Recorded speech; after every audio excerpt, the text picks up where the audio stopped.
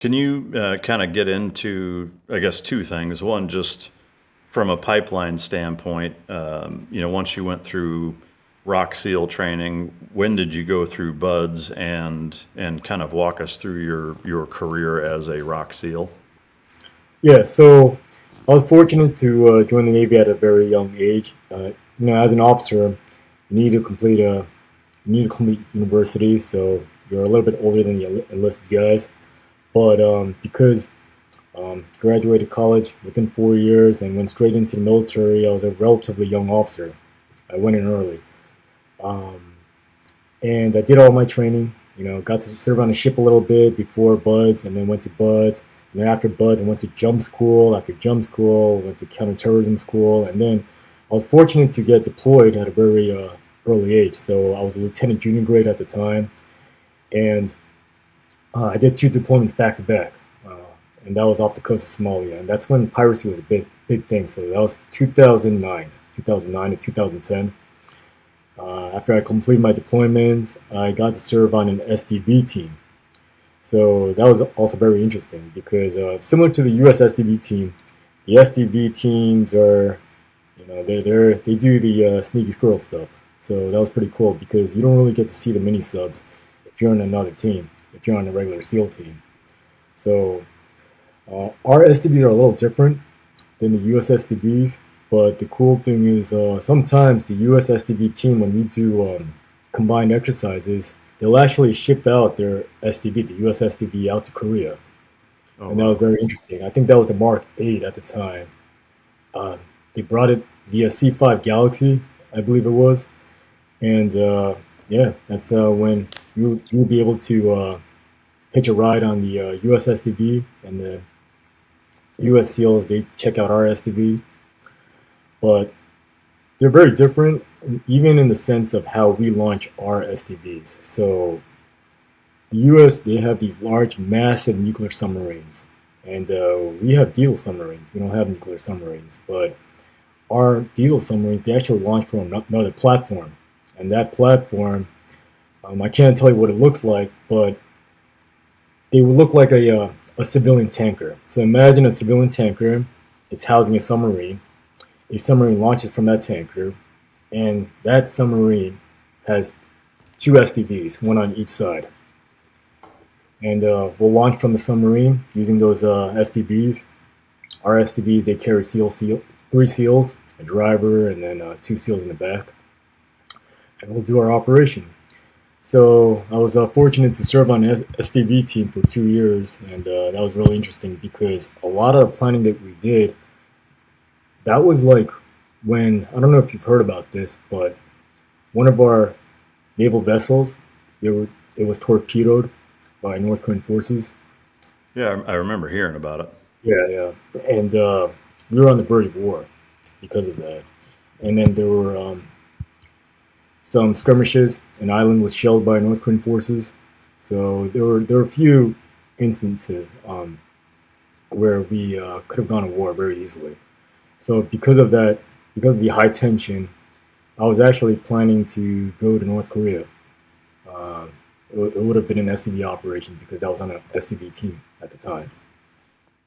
Yeah, I didn't even realize that the Korean Navy had SDVs that were similar to ours. Is the platform that you guys launch from the submarines, from the bigger tanker, is that their only mission is to launch SDVs, or is it a multi-role? Multi-role. You know the saying, look good, feel good? Well, most dress clothes only get half of that right. They may look sharp, but they're stiff, hot, and a pain to deal with. That's why I'm a big fan of Mizzen and Main. They make classic menswear with performance fabrics, so it's effortless to look sharp and feel great. Now, full disclosure, Mizzen and Main sent me a few shirts to try out for my honest opinion, and I've been wearing them nonstop. They're lightweight, breathable, moisture wicking, wrinkle resistant, and completely machine washable. No ironing, no dry cleaning, just throw it on and go. Whether I'm traveling, recording, or out training dogs, these shirts move with me and still look clean and crisp. You feel the difference the second you put one on. Professional style that's actually comfortable.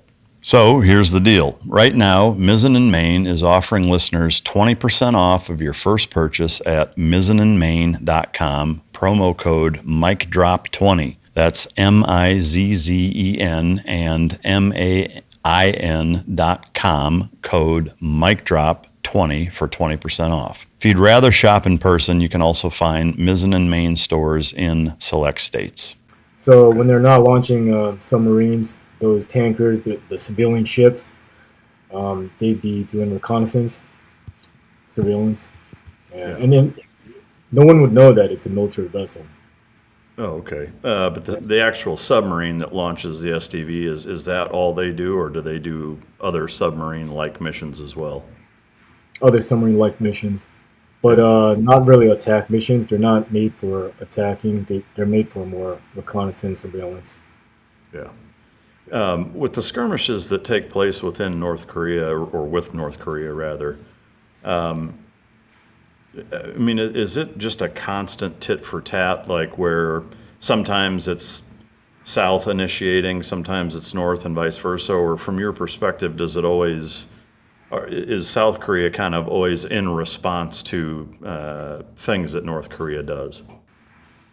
No, sometimes South Korea pisses off North Korea, and it doesn't have to be the military all the time, because a lot of times South Korean civilians, they'll launch balloons with leaflets into North Korean airspace, and that really pisses them off. And those balloons, they carry all kinds of stuff. I mean, sometimes they're DVDs. Do you remember that movie? It was about Kim Jong-un. Yeah. I forgot. Yes. I forgot the name of it, but yeah, it Was was it about. Central Intelligence, I think, or Yeah, yeah, it was a I funny think movie. so. And then there was Team America, I believe, the Yeah. cartoon. Yeah. Yeah. Yeah. So imagine those movies going into North Korea. So they would launch balloons with like what, hard drives or something with the movies on them, and just send Yeah, them across the board. yeah, back in the day, yeah, DVDs, or USBs, leaflets, and that would really piss them off. Yeah. Uh, That's so hilarious. yeah, and it So depends on the administration. yeah, but so it's definitely like South Koreans, just civilian citizens, enjoy kind of picking a fight with North Koreans as well. Yeah, because a lot of the civilians that do that kind of stuff, they're North Korean defectors. Oh, okay. So yeah, the way defection works is that if a North Korean civilian wants to defect to South Korea, our intelligence agency, NIS, so it's the National Intelligence Service, they'll try to bring them over the border. It's usually not directly over the border. It's usually through China. But if we can get them back, well, not get them back, but like get them to South Korea, we'll do the investigation. Our intelligence agency will do a very thorough investigation. Usually, it'll take like half a year, and they'll be monitored for a while, and eventually they'll be given South Korean citizenship. Oh yeah, sometimes those defectors, they'll have family still in North Korea, and because of that, they still have a huge grudge against the North Korean government. So that's why they'll do those balloon operations. How I mean, how common is dissension from North Korea? Like, about how many North Koreans defect to South Korea every year? Do you know ballpark? No, not really. The numbers are not really open, but it's actually a pretty large number. It's not like, 10, 15. They're actually in the hundreds. Yeah. And there are brokers that are constantly working on the border. So the border between China and North Korea, that's usually how they defect. They'll have to go to China, and from China, we'll have to bring them to South Korea. Yeah. I mean, I imagine that the families that remain in North Korea are in danger. No, I mean, are there, I assume, instances of defectors where their families are rounded up and either jailed or even executed for those types of actions, or how does that shake out? Yes, that's our understanding. If an individual tries to defect, basically he'll be sacrificing his family. So it's a very difficult decision. A lot of defectors obviously would want to try to take their whole family across the border, but that's not easy. So yeah, defecting is not a very simple process. and sometimes it will cost a lot of money because they're going to have to pay the brokers that work at the border. And it seems, I mean, I don't want to put myself in their shoes, but I can't imagine selling my whole family out to defect. I mean, to me, it kind of seems a little selfish. Yes, yes, it does. Yeah. Yeah. Sometimes it's a guy that doesn't have any family. He's just alone, or it could be a woman that's just alone, no family, no ties. So it'd be a lot easier to defect. But if they have a family, usually those people won't defect because of their family. Yeah. I imagine that's just tough. Do you think that the representation that the U.S. media depicts of North Korea is accurate, or is there anything that from your perspective is misrepresented or that isn't shown that's actually the case? No, I think they're pretty accurate, especially what's shown on the news. Obviously, North Korea, they do their large parades trying to showcase their weapons or their capability. And I mean, I don't know if you've seen it, but there's still, Cold War era weapons and their equipment. I mean, you can tell just by looking at them. A lot of soldiers have gone to Ukraine to fight on the Russian side, and in the beginning, that didn't turn out very well for them. But they are getting a lot of combat experience in Ukraine, and it's one of the strategies that North Korea is using. They're trying to beef up their military just as China is. Yeah. Do you know what the motivation is for both Russia to employ North Korean soldiers? Is it just because they need bodies that bad? And from the North Korean side, what is their motivation for doing it? Is it just combat experience? Because that seems like a heavy price tag. Yeah, so it's multiple reasons. North Korea, if they want to increase their readiness posture, if they want to be, well, they're not going to be on par with China, but if they want to increase their military capability, especially because South Korea is the enemy to them, then they're going to want combat experience. They're going to want better technology. They're going to want more money. And, Russia is actually a very good ally to North Korea, and so is China. So they're trying to, maintain those close ties. Yeah. And by sending troops, it's a big promise. It is. I mean, that seems like a heavy lift, for that. But I mean, that's common, I guess. If you look at America's involvement in Afghanistan and Iraq, especially Iraq, the amount of Allied forces and NATO troops from all over the world that came to help support that. Well, both of those theaters of operations, it's pretty significant. So I mean, I understand it, and I imagine it's kind of the same. It's just, man, it seems wild to me, I guess. But going back to the kind of the focus on North Korea, I know there's a lot that you can't share from kind of a targeting or military intelligence standpoint, but for what you can share, if you could kind of characterize the threat level, I guess, that North Korea faces for South Korea and how that impacts your training and readiness. Yeah, so most Koreans don't want a war with North Korea, and it's not because we feel like we're going to lose. We feel very confident that if a war does break out, South Korea would prevail, South Korea would win, and but not easily. And the reason being is because North Korea, they have a lot of artillery aimed at Seoul, and Seoul is not very far from the border. Because of that, our entire, the capital city is Seoul, and the main government's there, and very modern buildings, modern city. 50 years of reconstruction after the Korean War put a lot of blood and sweat into rebuilding South Korea, and the heart is Seoul. So to sacrifice Seoul for war, it's not worth it for most Koreans. And most Koreans and the military, they don't feel it's worth it. So what do we want? It's just to coexist. It doesn't have to be reunification. And a lot of Koreans, they do want reunification, especially the left wing. But for the most part, Koreans don't want a war. It's better to coexist. And but we need to be ready if something does happen because we've had a few cases where we almost did go to war. Like I told you about the naval ship that was torpedoed, the shelling of the island. So we're always keen on getting ready for war, but we don't want war.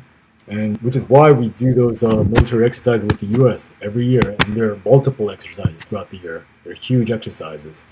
They're full-on simulations.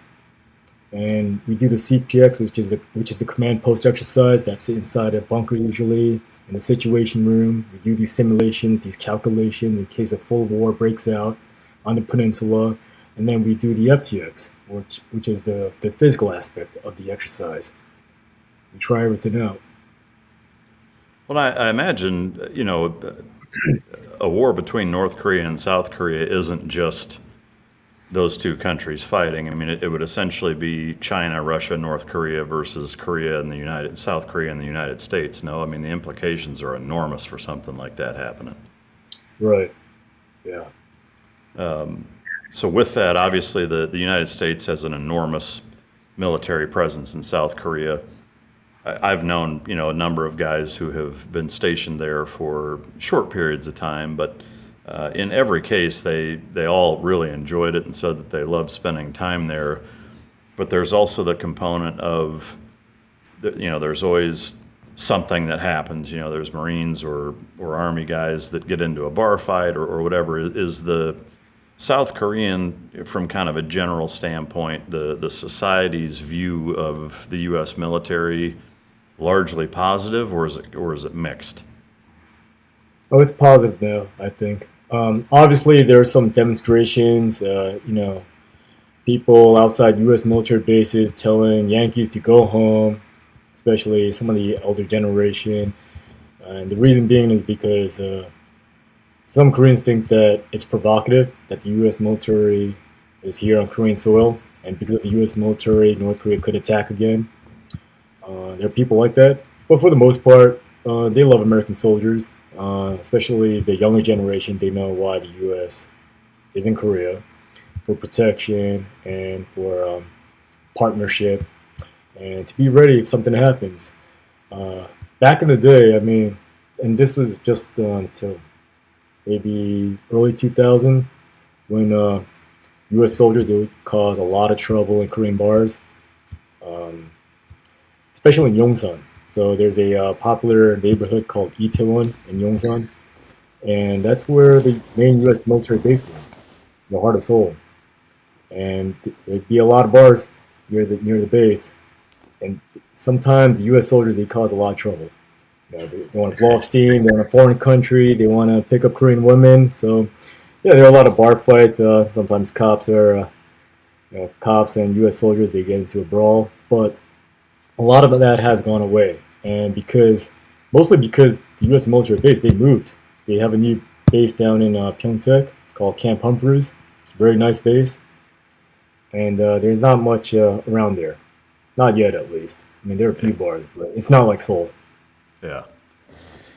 Going back to some of the training pipeline, the fascination with Tier 1 units here in the United States is arguably at an all-time high, and historically it's been very, or kept very secret until fairly recently, where more and more Tier 1 guys are doing interviews on podcasts or even mainstream media outlets.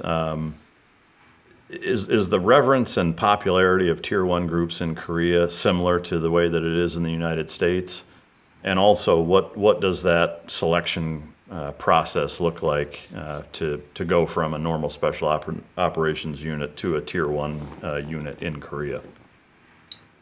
Yeah, it's similar in Korea because special operations is such a small component in the entire ROK military, and especially the Korean SEALs. But within the Korean SEALs, we have a Tier 1 battalion. The same with the Army, they have their Tier 1 battalion, 707. And with 707, their selection and our selection is a little different. Just like how DEVGRU and Delta, they have different selection programs. But with the Army, so they it's like picking somebody from a job. They kind of hand select their guys. Obviously, there's an application process. People will apply, they'll do interviews, and then they'll do the physical fitness tests, and they'll see who gets accepted. And a lot of it has to be based on recommendations. But just like the U.S. Tier 1 units, they have to be in a regular unit first, a regular Army Special Operations unit first before they try out for 707. It's not like you can go straight into 707. With the Navy, we're still doing the rotation thing. So I don't know if you know, but like British SAS, they do a rotation. So they have their CT troop, they got their mountain troop, they got different troops, and they do the rotation. It's kind of like how we do it. So in our SEAL teams, we have a rotation process that we go through, and it's not like, oh, I want to try out for Tier 1. Sometimes you'll eventually get there because of the rotation. But once you get to SMB, you're expected to perform, and if you do not perform to the standard of SMB, then they'll just rotate you out. Well, the competitive nature sounds like it's, just like with most things militarily, is pretty mirrored to the United States. Is the Tier 1 route something that you ever thought about doing or tried? Yeah, so I went to SMB pretty early in my career, and that's how I got to do some of the hostage rescue operations off the coast of Somalia. Oh, okay. I Yeah. guess Yeah. I didn't realize that you had actually gone that route. Mhm. From a selection criteria standpoint, having been through Rock Buds, U.S. Buds, was the selection process for the Tier 1 Navy unit that you were a part of, is that, from your, I guess, experience and standpoint, something that was considerably more challenging than the training that you'd been through? Like, was it a huge ramp up, or was it fairly manageable? I didn't think it was very difficult. So when I tried out for our Tier 1 unit, so it was my rotation. I was about to go to SMB, but before you go to SMB, you have to go through CT school, which is an 8-week course, and you do a lot of CQB in the CT school. It's our counterterrorism course. But I'm sure, like Green Team, it's a different animal. So it's definitely physical because we do the physical evolutions every morning. We do tire runs. We got a rope on our back, rope across our chest, and it's tied to a Q gas tire. We do those runs every morning, and then we do the runs in full kit. But since we're already used to the physical aspect, the mental would be all the CQB, the tests that we have to go through. So, one little mistake and it can, get you fired from the course.